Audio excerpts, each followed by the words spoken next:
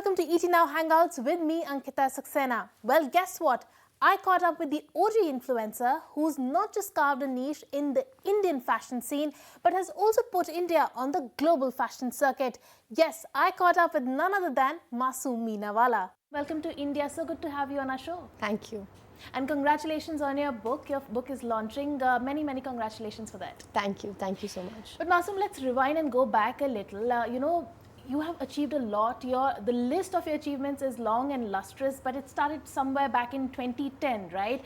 You had also had an e-commerce startup. You started with content creation. Tell us, how did all of this come together? So I actually started with content creation when I was about 18 years old. Yeah. Then moved on to my e-commerce startup.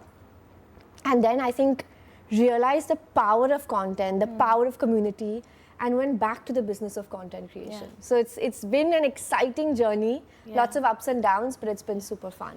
Right, but Masoom, you started out content creation back in the day when this ecosystem did not exist. There was no Instagram, there was no creators economy, so to speak.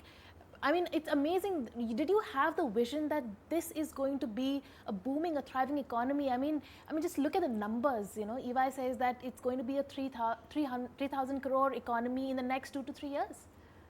So if I have to be really honest, I did have that vision. Yeah. It was really hard to convince other people of that vision. I think nobody wanted to believe me at that point. But that's why I stuck to my guns, because I knew I was onto something. I knew, and like you said, right, back when I started, there was no Instagram as we know it today. I was creating content on a blog, on a website, and even then the traction that was coming in, the comments that were coming in, people were hooked on, and they were hooked on to that human connection.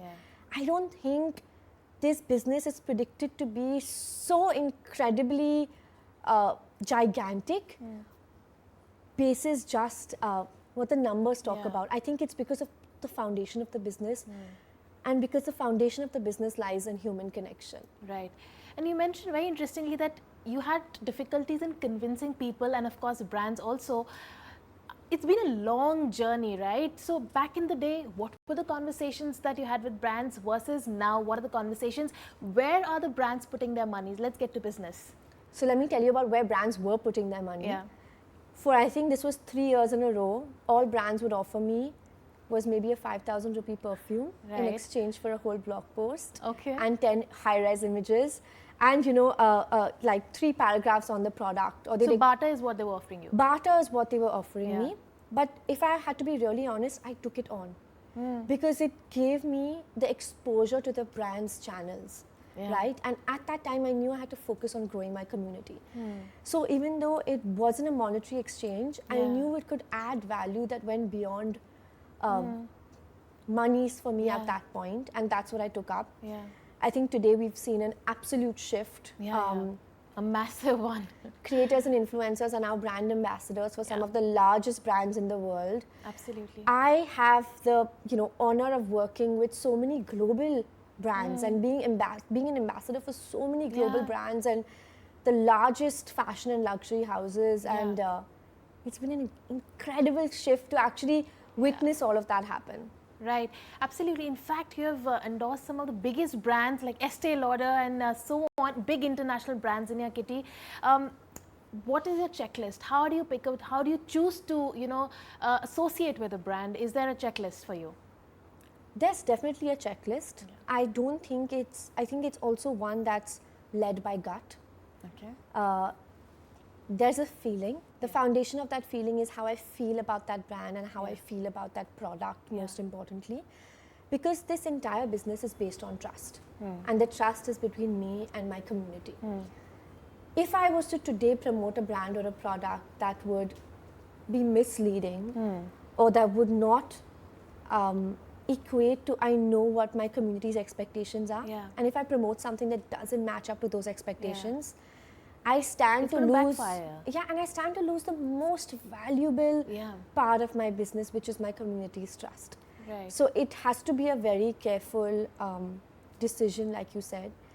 So I don't have a set checklist in mind, but I think there's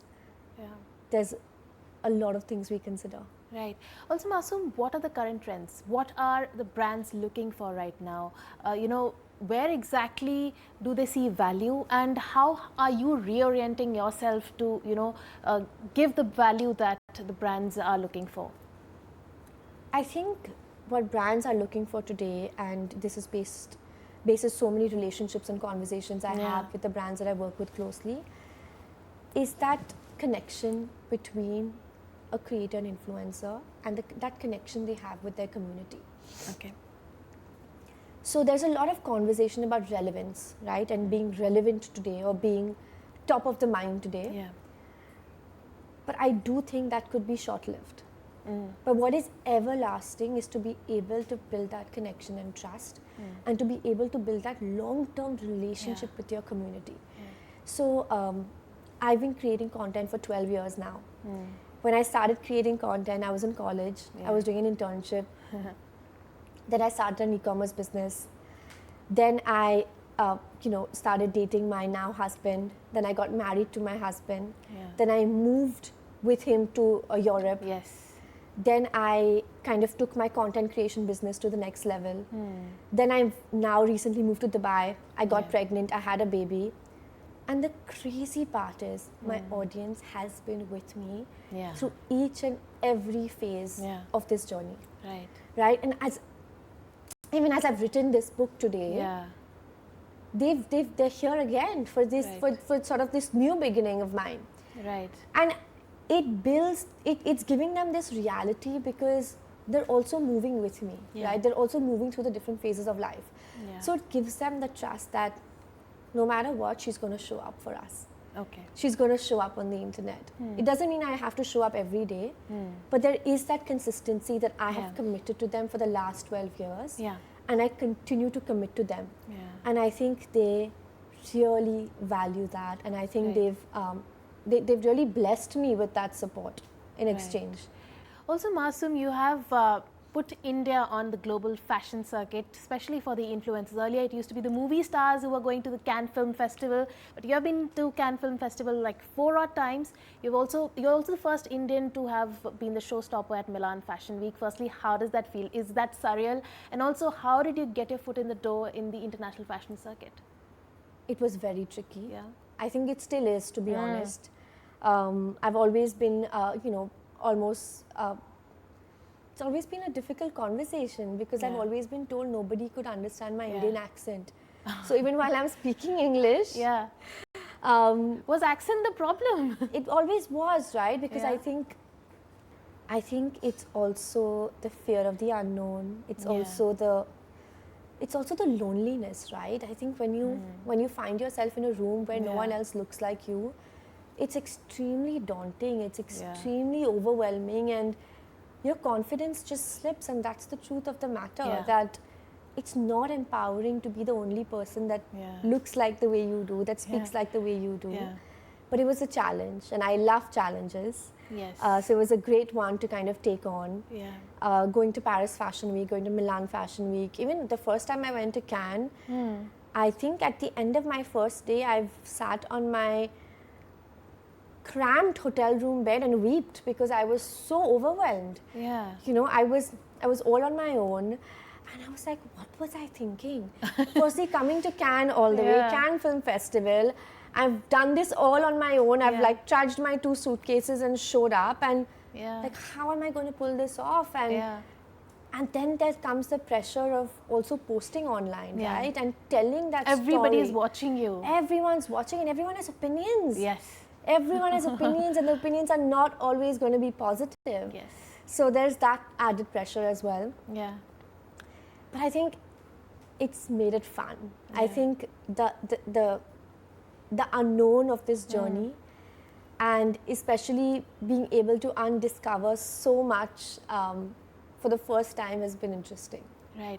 So Masoom, let's talk about what you just spoke about, the challenges, how daunting it can get for you. What are your challenges right now, and what is it that you really look forward to? Well, if you ask me today, I'm rather exhausted. So this is day 3 of my book tour, and landed from Dubai into Bangalore, Bangalore to Delhi, Delhi to Mumbai, and this evening I fly to Ahmedabad. Yeah. So I think it's being able to manage so many roles together, in my life. I think I have too many tabs open at any given point. Right from being a content creator to being an entrepreneur, to also having my own talent management agency, to now being an author, to also being a mom and a wife and a daughter. I think that gets very overwhelming at times. But I think especially for women, because the pressure is a little more and a little unfair too. Yeah, absolutely. I wouldn't deny that. Yeah. Masoom, but you're an entrepreneur. You're also an investor besides being a content creator. And we are a channel we are a business news channel, and we always encourage our young audience to invest. Tell us, what is your investment mantra and where do you like to put your money? So to be very honest, I think it's taken me some time to figure out the answer to this question. Okay. Very unfortunately, I don't think this was something we were taught in school. Absolutely. I don't think it was something that was dinner table conversation or even conversation with our friends. Right? And I really hope this changes, because it took me so long and I made so many mistakes until I actually understood the importance of investing your own money, making your own financial decisions, and having that financial independency, right? And how liberating that can be. So I do truly believe in sort of having a more diverse portfolio. I love my mutual funds. I do like my real estate as well. Yes, I can see that. It's a very beautiful house. Thank you, thank you. I live in Dubai, so that also gives me access to global opportunities. Which can be very interesting. I'm also an investor in startups, especially in the technology and content creator space. I do think there's a lot of potential and opportunity here, just as you predicted. So yeah, that's pretty much interesting, very interesting. And are you a bit of a cautious investor, or are you a bit of a baller? I think I'm very structured and organized, right? So I love my SIPs. I love the discipline that SIPs kind of bring in. So you're tipping towards safe investments. Yes, but I am a risk taker when it comes to my business. So a bit of that does trickle into my investments as well. Especially with real estate, I think I can be experimental and I can be a risk taker. But I think when it comes to the markets, I'm very, very safe. So that's how I kind of balance it out. Risk and safety. Right. Also, Masoom, all the young people, all the young, we have a young audience. Tell us, if you had to give a piece of advice to the young person who's watching this show, also wants to get their foot in the door as a content creator, what would be your advice to them? I think find a topic that you're passionate about, that you think you can influence people on, which means you need to have the expertise on. But also find a topic that you're good at, right? That you can be that expert at. Because I speak about this in the book as well. I think it's not just important to do what you love. It's also very important to do what you're good at. You play your strengths. Yes, absolutely. Also, Masoom, let's talk about your book. Tell us, your book says, if you can just show it to the camera, absolutely. It says she'll never make it, which is the irony, because clearly you have made it. So tell us about your book. So it's been quite a journey actually. I've been working on this for 2 years now. And I think the title actually says it all. This is something that I have heard throughout my life. And I don't think I'm solo on this ride. I don't think I'm alone in this boat. I think women, and especially Indian women, hear so much of the words that ye nahi kar payegi. She'll never make it. And that's what this story is really about. It's about, yes, it is about actually proving everyone wrong to some extent. But it's also about realizing at the end of it all that it doesn't matter what they think. I think that's not what the journey is about. I think the journey is about understanding the power of your own decisions and understanding the power of your own choices. And living on your own terms. Right. Absolutely, Masoom. It was a pleasure to have you on the show. But we won't let you go just like that. We'll play a quick rapid fire round Sure, with you. absolutely. The best dressed Indian celebrity you think of? Deepika Padukone. The worst dressed? Indian Or someone celebrity. who does an experiment, maybe? Someone who does an experiment, I'd say is, I can't think of anyone. And I'll be honest, I'll tell you why. It's because I work in fashion. Yeah. And I think fashion is such a personal journey. It's Yeah. such a representation of who you are. So I think if someone's playing it safe, Yeah. I'm not one to think where anyone to judge someone's representation of their mood and their vibe. Okay. 5 essential things, must-haves in a girl's wardrobe.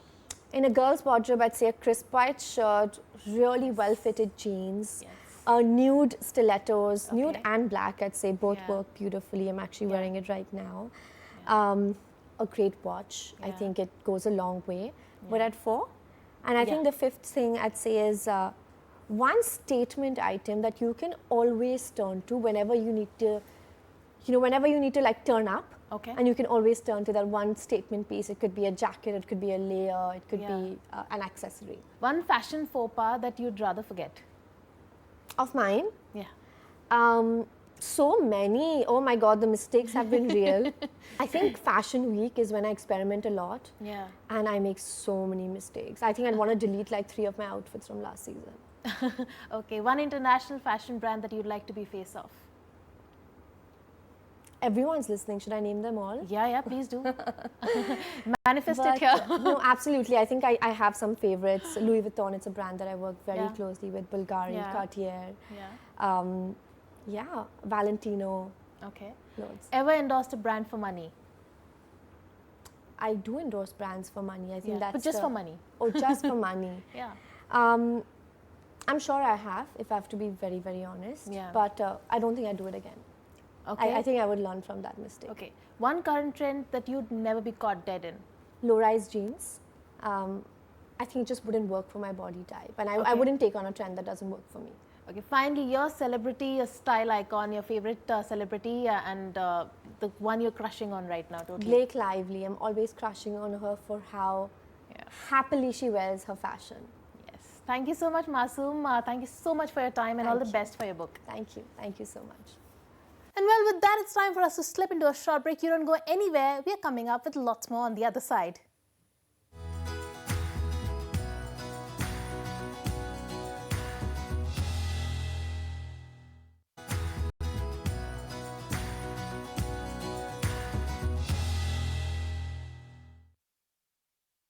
Welcome back. You're tuned into ET Now Hangouts with me, Ankita Saxena. Well, the summer holidays are here and so are everyone's travel plans. So pack your bags for that long vacation. Only this time round that there is a slight change in the travel trends. Well, interestingly, people are exploring the unexplored this time round. My colleague Asta Chopra is joining us to give you all those details on the unexplored destinations.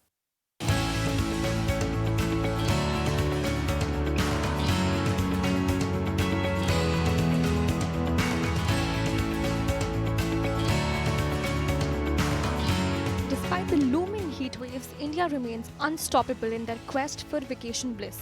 Indians are actively planning their vacations this summer.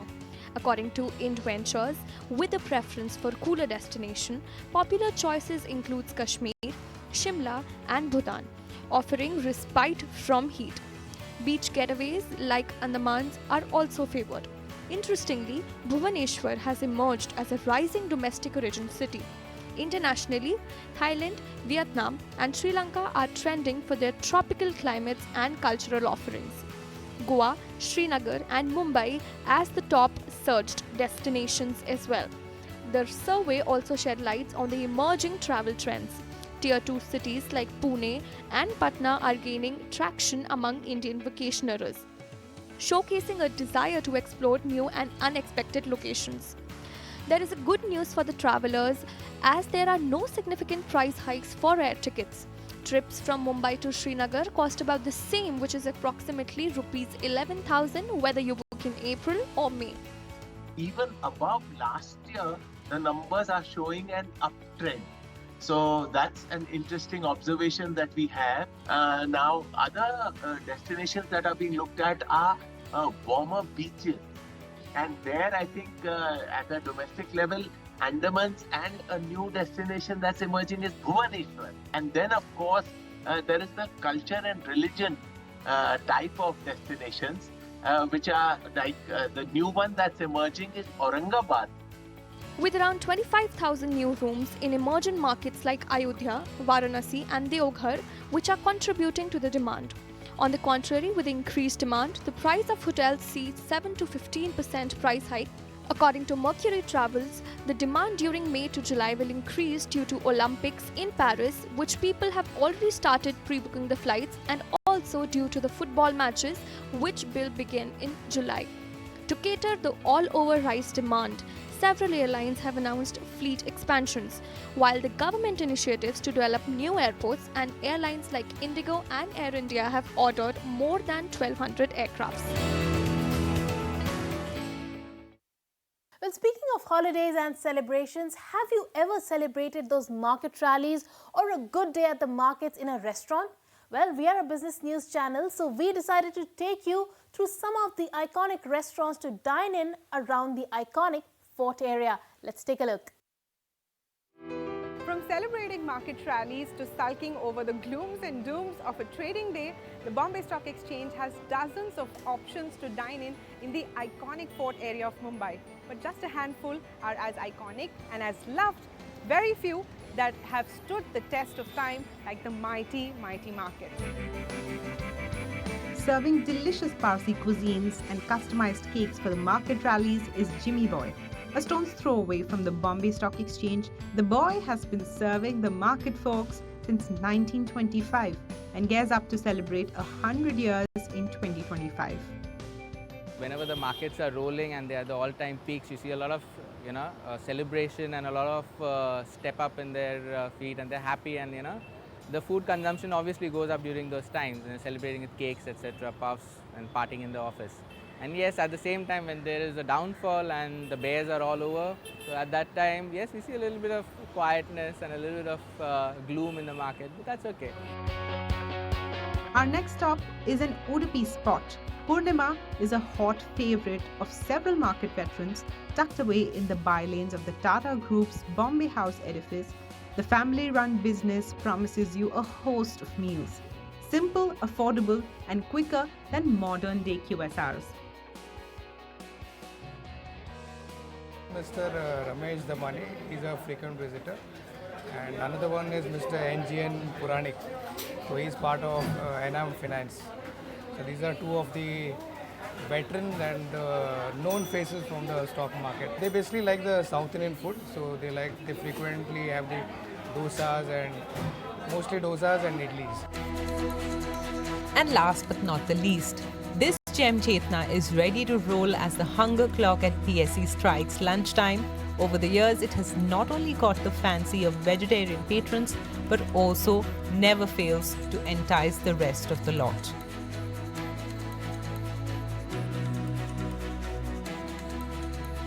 This restaurant is 70 years young, and since we are very much nearby to stock exchange, that affects our business.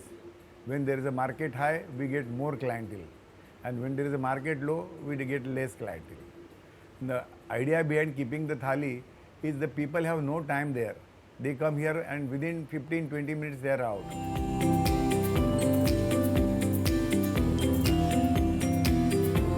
Well, if all of those delicious meals have got your mouth watering, go ahead and give it a try, and there's a fair chance that you could bump into one of the market veterans. And well, with that, it's a wrap on this edition of ET Now Hangouts. I'll see you next week with some more interesting conversations, what's trending and what's hot for the weekend.